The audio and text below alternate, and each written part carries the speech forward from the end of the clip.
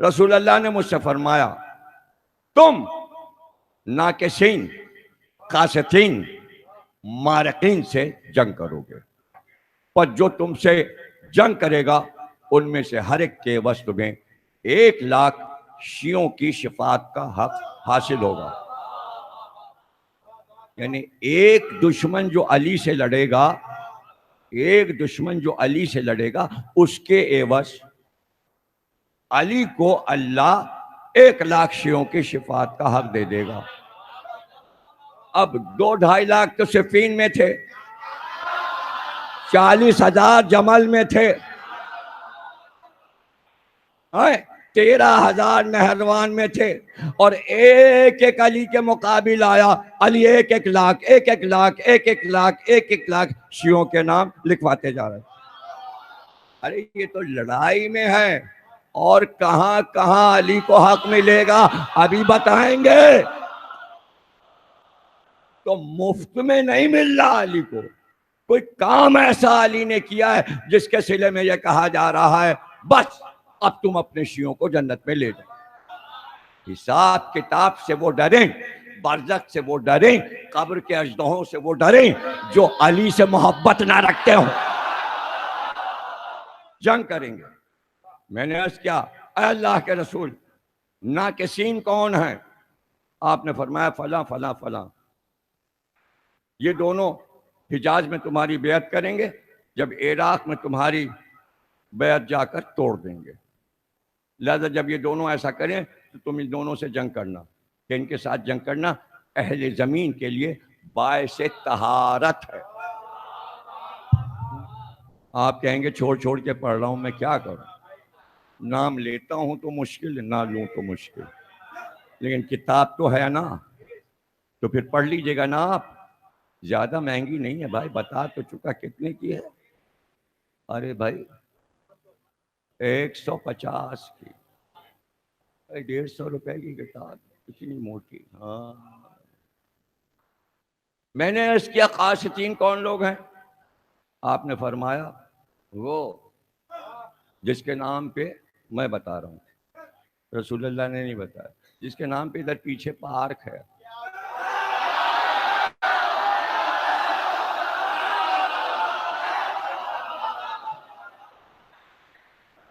ارے کہیں اس کا پارک بنایا جاتا ہے، اس کے نام پہ بھی کوئی مسجد کا نام رکھا جاتا ہے، جو رسول اللہ سے ساری زندگی لڑتا رہا۔ میں نے عرض کیا مارقین کون لوگ ہیں؟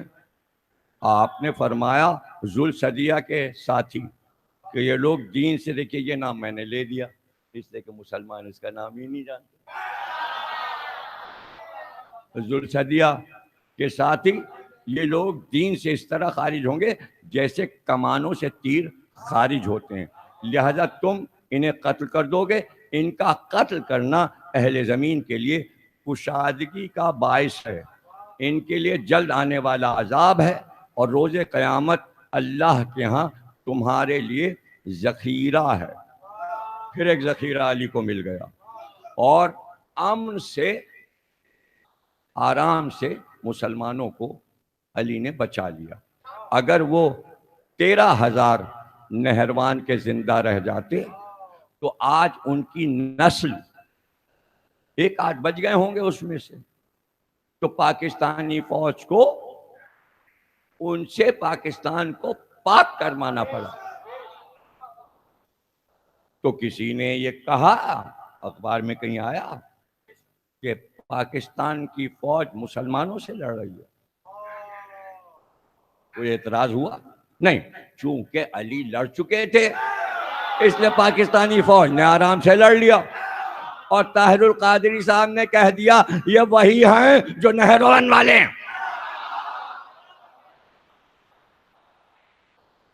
پوری کتاب لکھی ہوئی موجود ہے طاہر القادری صاحب کی، کہ جن سے پاکستانی فوج نے جنگ کیا وہ نہروان کے خارجی ہیں۔ ذوالصدیہ سے ہے، صدیہ کیا ہے؟ نہروان کی جنگ ختم ہوئی، سب سے زیادہ مال غنیمت اس جنگ میں مسلمانوں کو ملا. حالانکہ مسلمان چھوڑ کر چلے گئے تھے میدان. قرآن شریف حنین کا منظر کھینچتا ہے کہ سب چلے گئے. آ گئے رسول اللہ مسجد نبوی میں اور اطلاع دی بلال نے کہ جو عورتیں وہ لائے تھے ہم نے انہیں قیدی بنا لیا.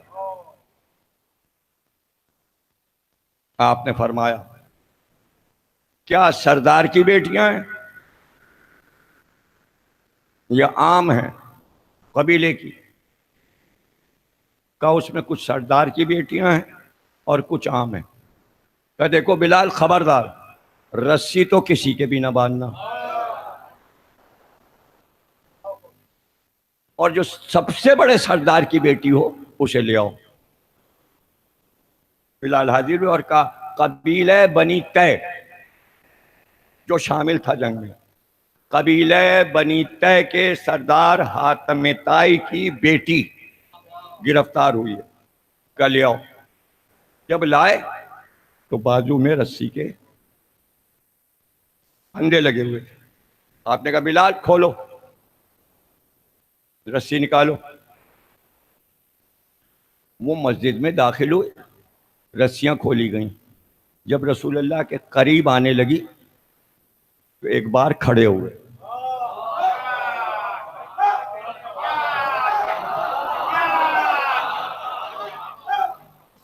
پہلے کہ وہ بیٹھتی اپنی آبا اتاری اور بچھا دی کہ اس پہ بیٹھ.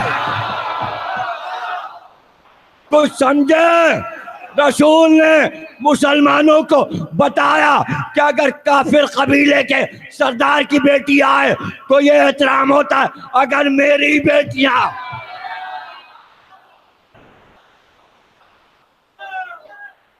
سکھایا اور پھر فرمایا کہ کوئی بھی قبیلہ ہو اگر بیٹی ہے تو احترام کرنا, تاکہ ان کے دل نہ ٹوٹ جائیں کہ میرے سردار کی بیٹی اور قیدی بنائی گئی. یہ سکھا کے جا رہے ہیں جنگ حنین میں, اور کہا عورتوں کو قیدی نہ بنایا جائے, بچوں کو گرفتار نہ کیا جائے. اسی جنگ میں رسول اللہ نے اعلان کیا, اور جو بھاگ گئے ہیں ان کا پیچھا نہ کیا جائے, اور اب بھاگنے والوں کو قتل نہ کیا جائے. یہ ذوالثدیہ آگے بڑھا اور اس نے رسول اللہ کی توہین شروع کی کہ تم نے عدل نہیں کیا مال بانٹنے میں. آپ نے فوراً کہا دور ہو میری نگاہ سے, دیکھ رہا ہوں کہ نہروان میں تو علی کے ہاتھ سے ذبح کیا جائے گا.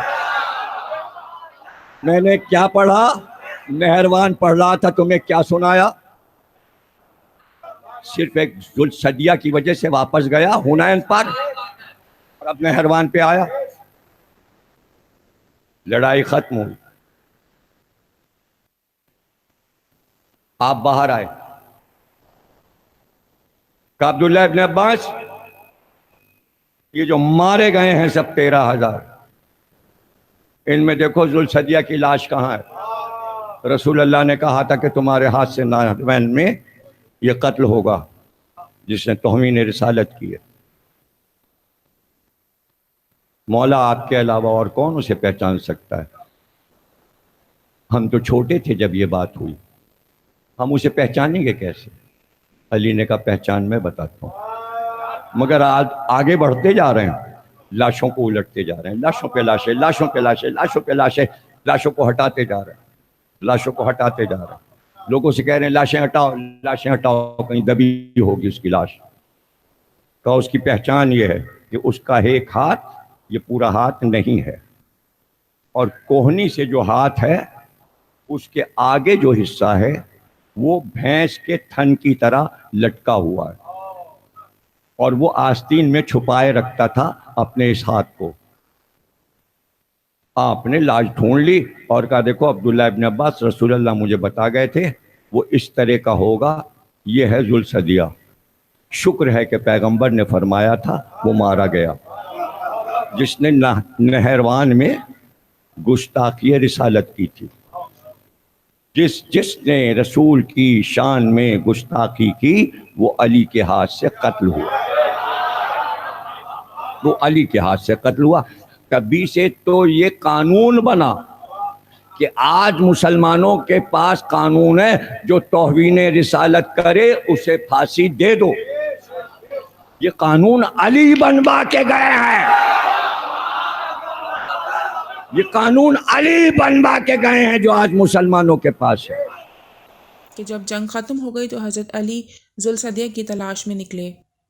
آپ کے ساتھ سلیمان بن سماط الحنفی، ابو جرہ اور ریان بن صبرہ بن حوزہ تھے۔ ریان بن صبرہ بن حوزہ نے اسے نہر کے کنارے ایک گڑھے میں 40-50 مقتولوں کے ساتھ پڑا ہوا پایا۔ راوی کہتا ہے کہ جب وہ اس گھڑے سے نکالا گیا تو حضرت علی نے اس کا مونڈھا دیکھا تو اس کے مونڈھے پر گوشت جمع ہوا تھا۔ جب ذوالصدیہ کو گھڑے سے باہر نکالا گیا تو حضرت علی نے فرمایا، اللہ اکبر، خدا کی قسم نہ تو میں نے جھوٹ بولا تھا اور نہ میں جھٹلایا جا سکا۔ خدا کی قسم اگر مجھے یہ خوف نہ ہوتا کہ تم عمل چھوڑ بیٹھو گے تو میں تمہیں وہ فیصلہ سناتا جو نبی کریم صلی اللہ علیہ وآلہ وسلم کی زبان مبارک کے ذریعے ان لوگوں کے حق میں سنایا گیا ہے جو ان خارجیوں سے جنگ کریں، اور ان سے جنگ کو حق سمجھیں اور اس حق کو پہچانیں جس پر ہم قائم ہیں۔ راوی کہتا ہے کہ پھر حضرت علی کا گزر خارجیوں کی لاشوں پر سے ہوا۔ انہیں دیکھ کر حضرت علی نے فرمایا، تمہارا برا ہو، تمہیں اس شخص نے بہت نقصان پہنچایا جس نے تمہیں دھوکہ دیا۔ لوگوں نے عرض کیا، اے امیر المومنین، ان لوگوں کو کس نے دھوکہ دیا؟ فرمایا، شیطان اور ان کے نفس امارہ نے۔ انہوں نے ان لوگوں کو آرزویں دلا کر دھوکے میں مبتلا کیا اور ان کے لیے گناہوں کے خوبصورت بنایا، اور انہیں یہ سبق پڑھایا کہ یہ لوگ غالب آئیں گے۔